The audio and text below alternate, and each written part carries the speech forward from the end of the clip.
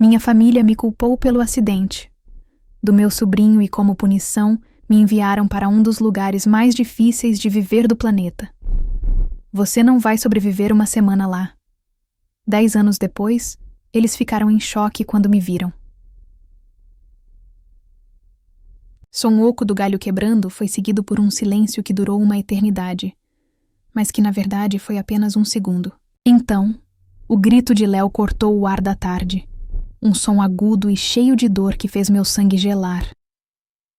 Corri na direção da velha mangueira no fundo do quintal, com o coração martelando contra minhas costelas, tão forte que parecia que ia sair pela boca.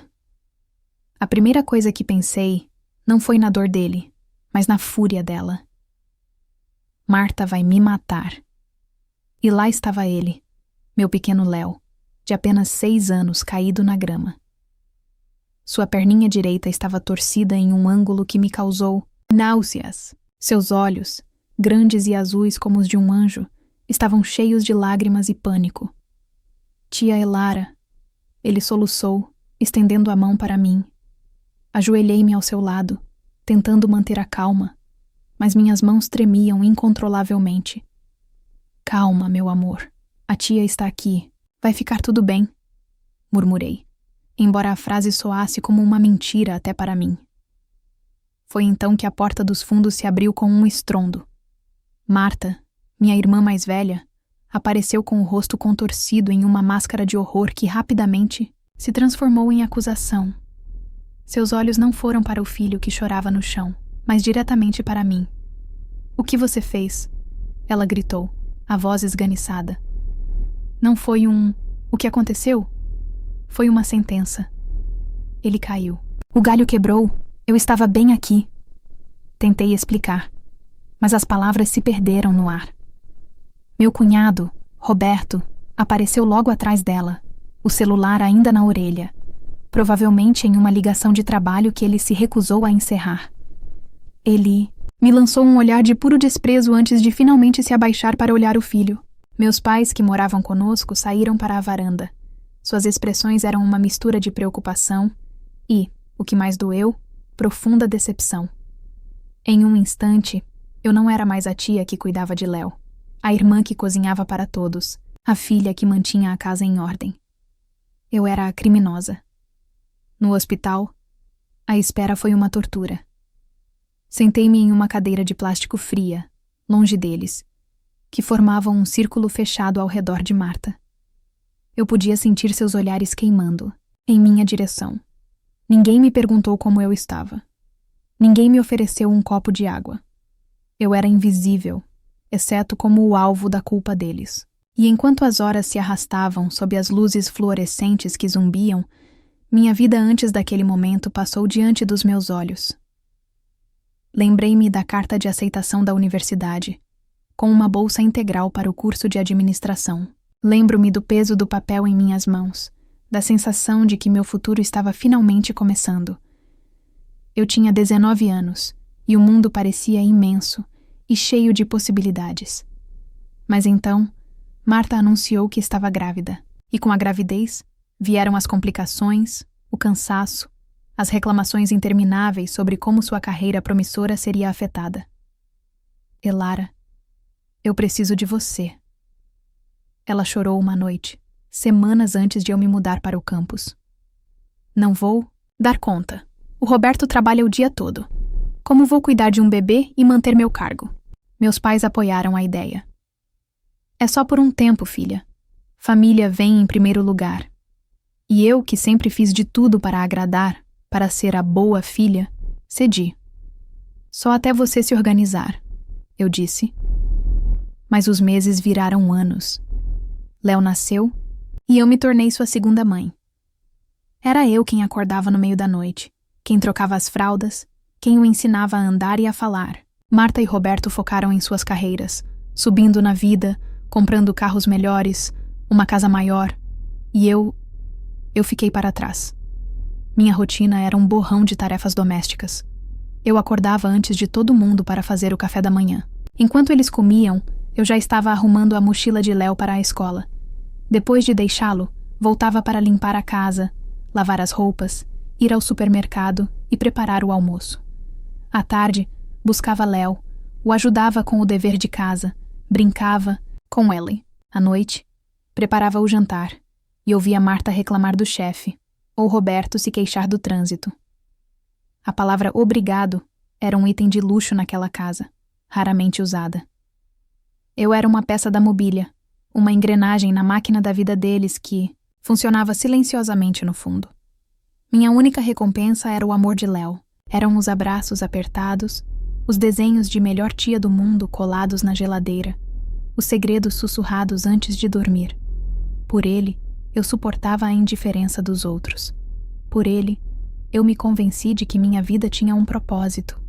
Eu me agarrava ao amor dele como um náufrago se agarra a um pedaço de madeira, ignorando que para o resto da família eu era apenas útil, conveniente, descartável. O médico finalmente apareceu, com uma radiografia na mão. Fratura na tíbia e na fíbula. É uma fratura feia. Ele vai precisar de cirurgia e de um longo tempo de recuperação com fisioterapia. O choro de Marta recomeçou, mais alto e mais dramático. Roberto passou o braço ao redor dela, fuzilando-me com os olhos. Isso nunca teria acontecido se você estivesse prestando atenção. Ele sibilou, baixo o suficiente para que apenas eu o ouvisse. Naquela noite, Léo ficou internado. Voltei para casa com meus pais, em um silêncio pesado e opressor. Eu sabia que algo estava por vir. Eles não iriam apenas me culpar. Eles precisavam de uma punição, de algo que aliviasse a própria sensação de impotência. Eles precisavam de um sacrifício, e eu sempre fui a oferta mais fácil. Quando Marta e Roberto chegaram do hospital, horas depois, seus rostos estavam duros como pedra. Eles se reuniram na sala de estar, e meu pai me chamou com um gesto. Senti-me como se estivesse caminhando para a minha própria execução. Elara, começou meu pai, sem me olhar nos olhos. Sua irmã e seu cunhado tomaram uma decisão, e nós concordamos com ela. Marta me encarou, os olhos vermelhos de choro, mas sem uma gota de compaixão. Você foi irresponsável. Meu filho poderia ter ficado aleijado por sua causa, ela disse, a voz cheia de veneno. Você não tem noção do que é responsabilidade, do que é a vida real. Mas você vai aprender. Eu não disse nada. Apenas esperei pela sentença. O que quer que fosse, eu sabia que minha vida naquela casa, a única vida que eu conhecia há quase uma década, havia acabado no momento em que aquele galho se partiu.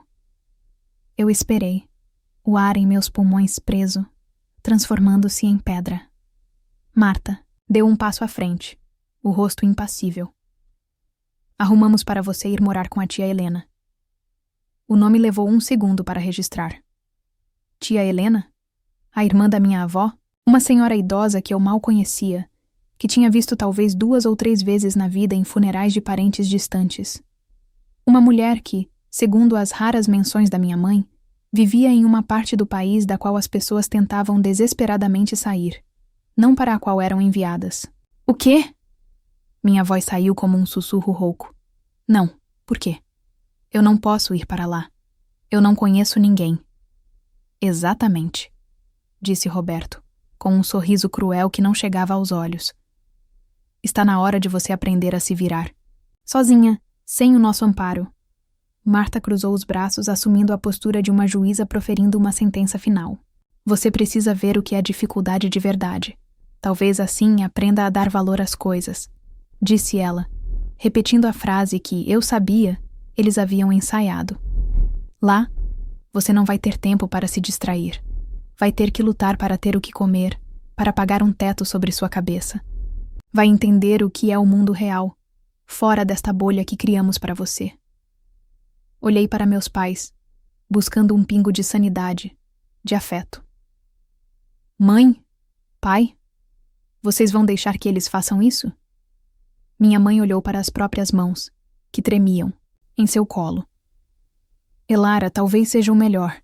Um tempo para você pensar no que fez, para amadurecer. Amadurecer? Eu tinha 28 anos. Havia dedicado os últimos 9 anos da minha vida a eles, cozinhando, limpando, cuidando. Eu havia sacrificado minha juventude, meus sonhos, por eles. E agora eu precisava amadurecer. A injustiça daquelas palavras me sufocou, me roubou o ar e a capacidade de argumentar. Eu estava sozinha, completamente sozinha. Não houve tempo para despedidas ou para processar o que estava acontecendo. Roberto já estava com a chave do carro na mão. Seu ônibus. Sai em 2 horas. Pegue o que for essencial. Uma mala. Nada mais. Subi as escadas como uma autômata. Meu quarto, o único espaço que era verdadeiramente meu, de repente pareceu estranho, como se eu já não pertencesse a ele. Marta ficou parada na porta, observando cada movimento meu, garantindo que eu não pegasse nada de valor, nada que eles tivessem me dado. Abri o armário e joguei algumas peças de roupa dentro de uma mala velha. Vi o porta-retratos na minha mesa de cabeceira. Uma foto minha com Léo. Nós dois sorrindo. Ele com a boca suja de sorvete de chocolate. Minha mão tremeu ao alcançá-lo, mas a voz de Marta cortou o ar. Deixe isso aí. Você não tem o direito de levar uma foto dele. Aquilo foi como uma facada no peito. Foi a crueldade final e deliberada.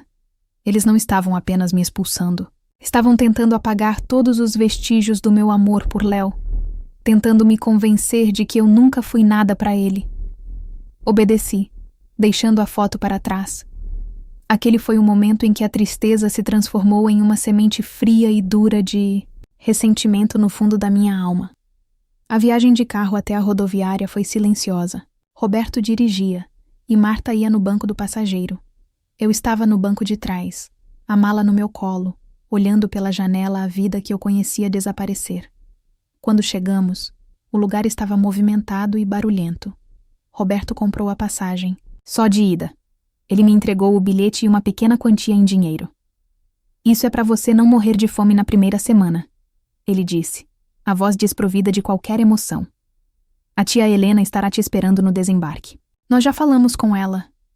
Então, Marta estendeu a mão. Seu celular.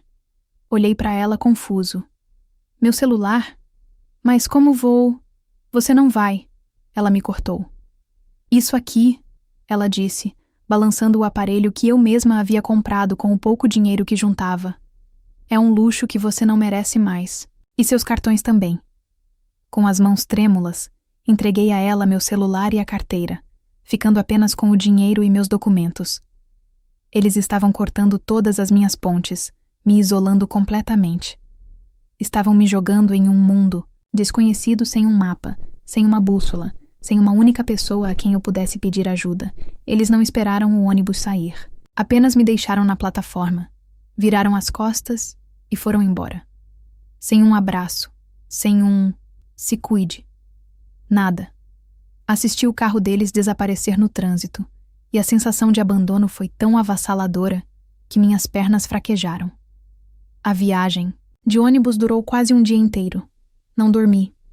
Apenas fiquei olhando a paisagem mudar, de subúrbios arrumados para campos, e depois para cidades cada vez mais pobres e desgastadas. Quando finalmente cheguei ao meu destino, o sol estava se pondo, pintando o céu de laranja e roxo sobre uma cidade que parecia ter sido esquecida pelo tempo.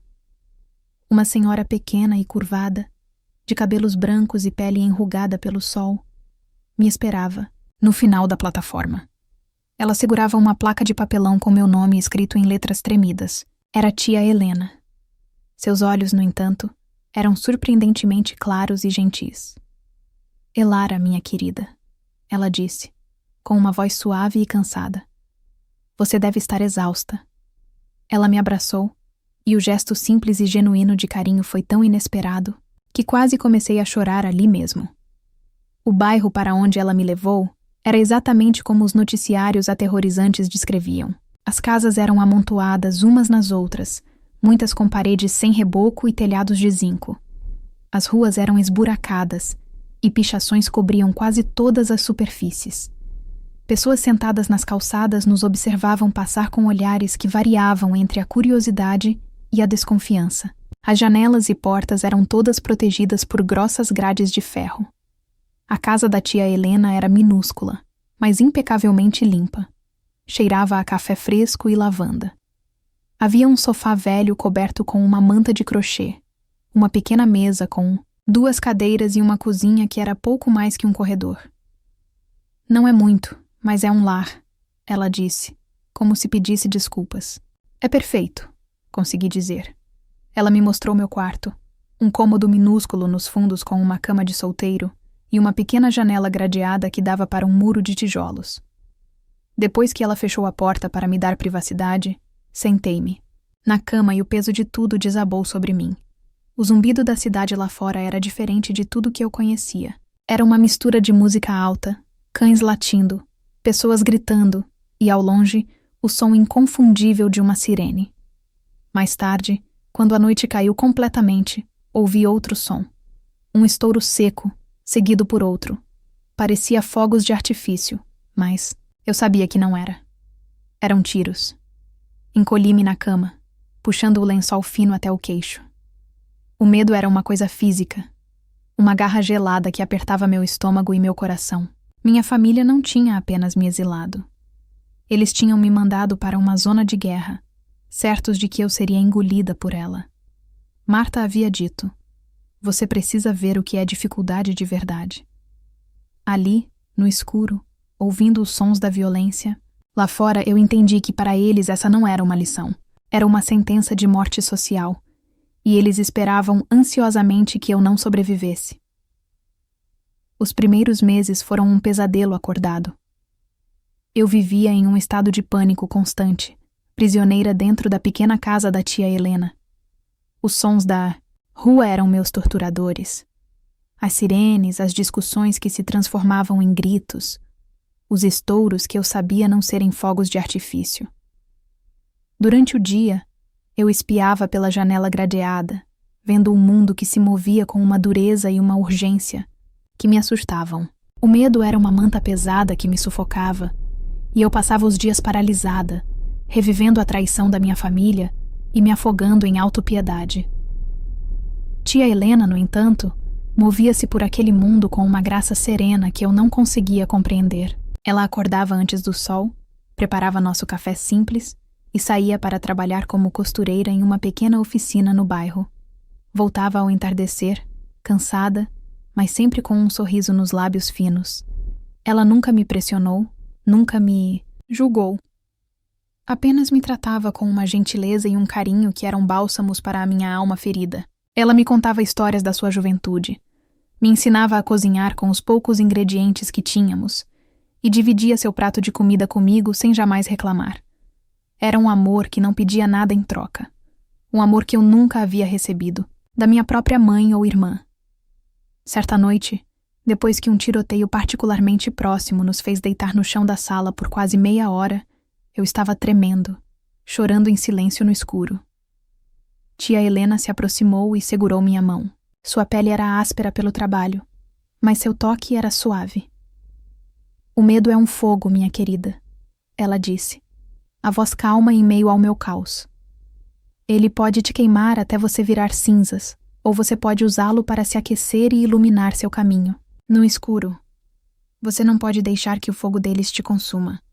Você precisa acender o seu próprio." As palavras dela me atingiram com uma força inesperada. Ela estava certa. Minha família queria que eu virasse cinzas. Eles me jogaram naquele lugar esperando que eu desaparecesse. Ficar paralisada pelo medo era dar a eles exatamente o que queriam. Naquela noite, algo mudou dentro de mim. O terror não foi embora, mas ele encontrou um novo companheiro. A raiva. Uma raiva fria e determinada. Eu não ia desaparecer. Eu ia sobreviver. Eu ia usar aquele medo como combustível. No dia seguinte, pela primeira vez, saí de casa sozinha. Com o coração na boca, andei pelas ruas do bairro. Perguntei em cada loja, em cada pequeno comércio, se precisavam de ajuda. Fui recebida com olhares desconfiados e muitas negativas, mas eu persisti. Finalmente, o dono de uma pequena mercearia, um senhor de olhar cansado, concordou em me dar uma chance para limpar o chão e organizar o estoque. O salário era uma miséria, mas era um começo.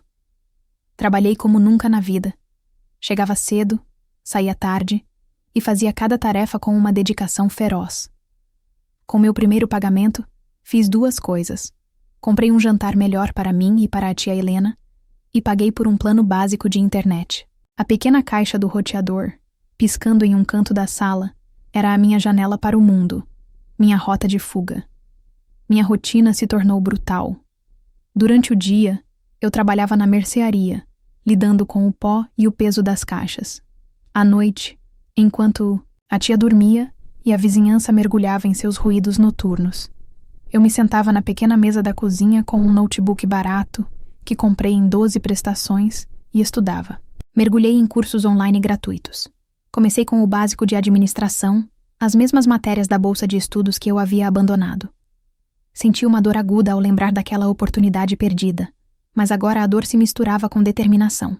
Depois, avancei para finanças, marketing digital e noções básicas de tecnologia e programação. As noites se tornaram minha salvação.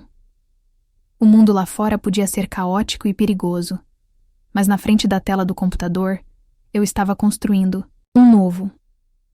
Cada conceito que eu aprendia, cada linha de código que eu conseguia fazer funcionar, era um tijolo na fortaleza que eu estava erguendo ao meu redor.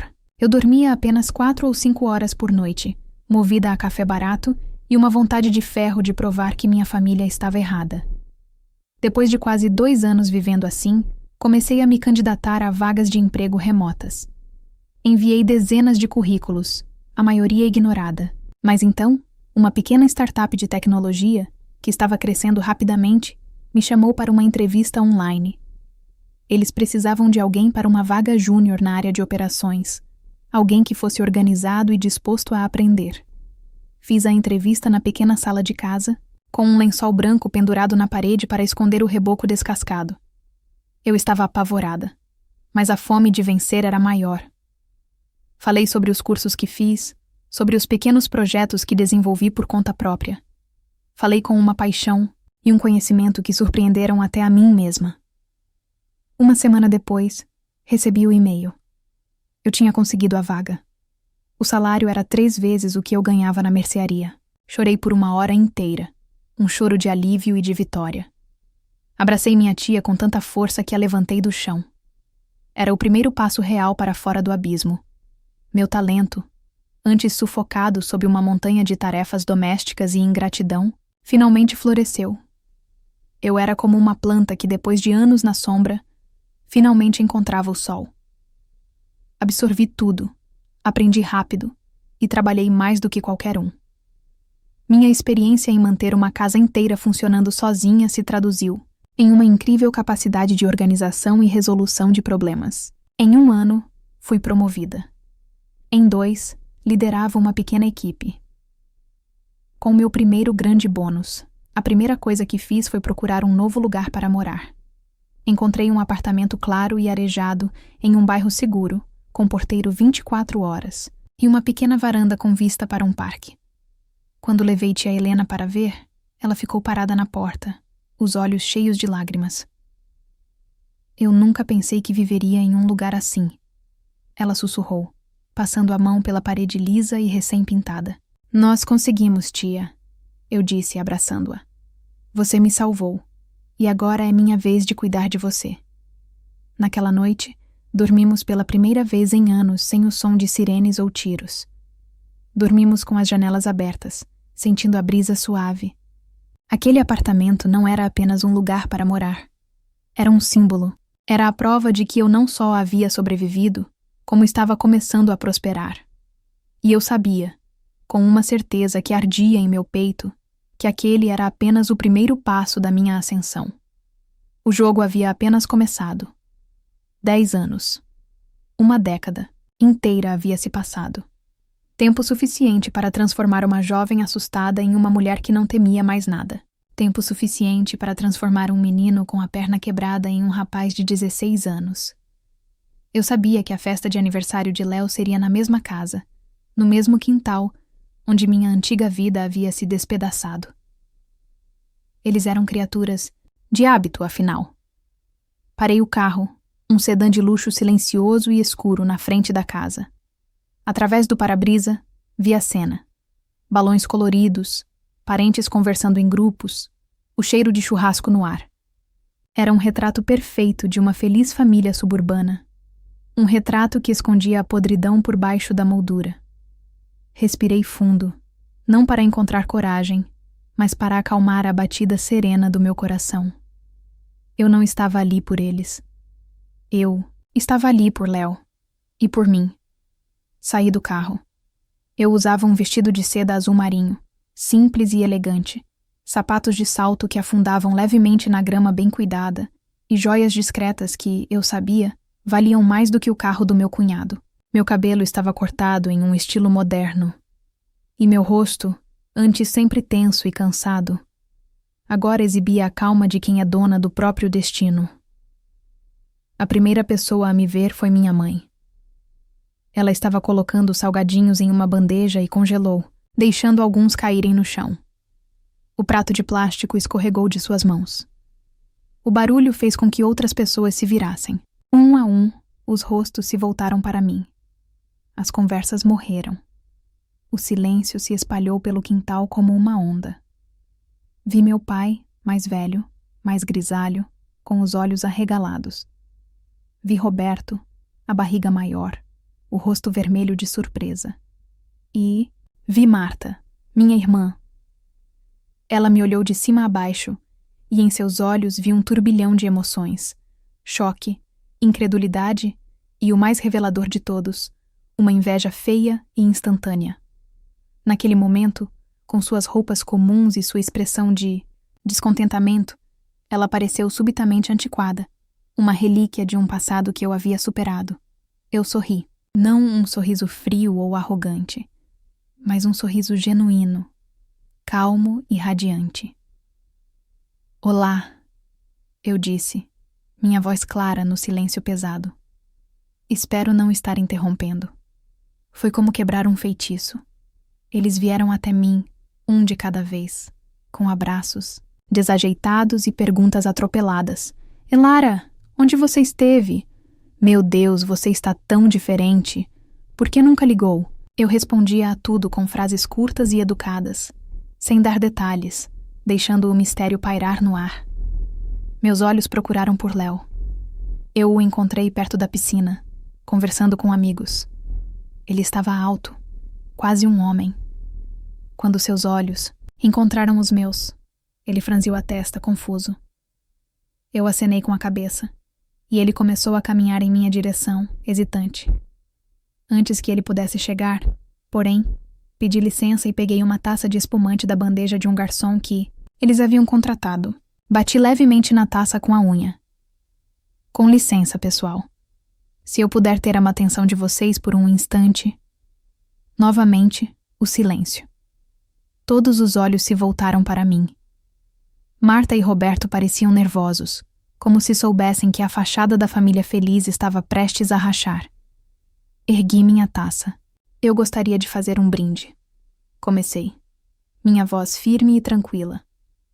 Olhei para cada um deles, meu pai, minha mãe, meu cunhado e, finalmente, minha irmã. A vocês. Quero agradecer a cada um por me expulsarem de casa há 10 anos.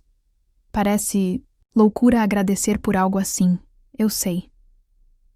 Mas a verdade é que, sem a crueldade e o desprezo de vocês, eu nunca teria encontrado a força e a motivação para me tornar a mulher que sou hoje.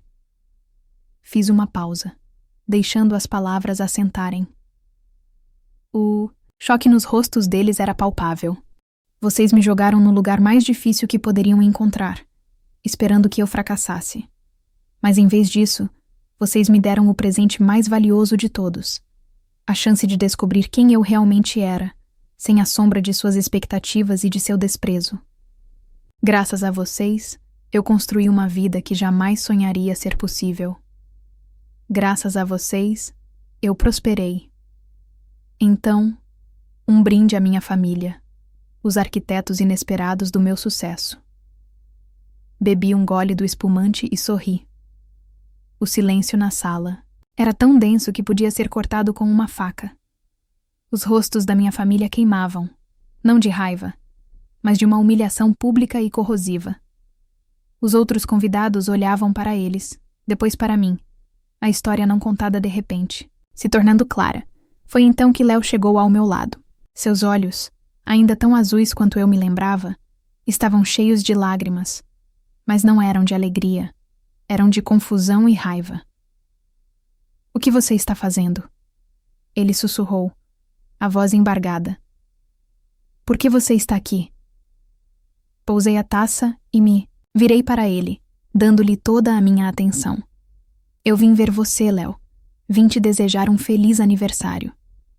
"Feliz aniversário?" Ele cuspiu as palavras. "Você foi embora. Você me abandonou. A mamãe me disse que você foi embora porque não me amava mais. Porque cuidar de mim era um fardo. A dor em sua voz era a única arma que ainda poderia me ferir. A mentira deles havia sido mais cruel do que eu imaginava." "Olhe para mim, Léo." Pedi, a voz suave. "Eu amava cuidar de você mais do que qualquer coisa no mundo. Você era a minha luz naquela casa. Eu nunca teria ido embora por vontade própria. Nunca." "Então por quê?" Ele implorou, a muralha de raiva começando a ruir. "Porque no dia em que você se machucou, eles precisavam de alguém para culpar. E eu era a escolha mais fácil. Eles me mandaram embora, Léo. Naquele mesmo dia. Me colocaram em um ônibus e me deixaram em um lugar onde eles achavam que eu não sobreviveria. Eles mentiram para que você nunca me procurasse. Para que você os visse como heróis e a mim como a vilã. A verdade o atingiu como uma onda." Ele olhou para os pais, que desviavam o olhar, incapazes de encarar o próprio filho. Ele viu a culpa estampada em seus rostos. A admiração que ele sentia por eles, construída sobre uma década de mentiras, se desfez em um instante. Naquele momento, ele não viu mais seus pais. Viu as pessoas que haviam descartado a tia que ele tanto amava. Léo não disse mais nada, para mim. Ele se virou e caminhou até Marta. "É verdade?" ele perguntou, a voz baixa e perigosa. Marta gaguejou, tentou negar, mas o olhar do filho a desarmou. Aquele silêncio foi a única confissão de que ele precisava. Naquele dia, minha vitória foi completa. Não foi sobre o carro de luxo, as roupas caras ou o dinheiro no banco. Foi sobre a verdade. Eu não só conquistei minha independência e minha paz, como quebrei o ciclo de mentiras que mantinha aquela família unida. E o mais importante de tudo, eu ganhei meu sobrinho de volta. Na semana seguinte, Léo me ligou. Ele se afastou dos duas pais, buscando refúgio e a verdade na tia que ele finalmente reencontrou. Minha família perdeu a única coisa que realmente importava, o amor e o respeito de seu filho. E eu, a engrenagem que eles descartaram, descobri que não fui feita para fazer a vida deles girar. Fui feita para mover meu próprio mundo. E ele era maior e mais brilhante do que qualquer coisa que eles poderiam imaginar.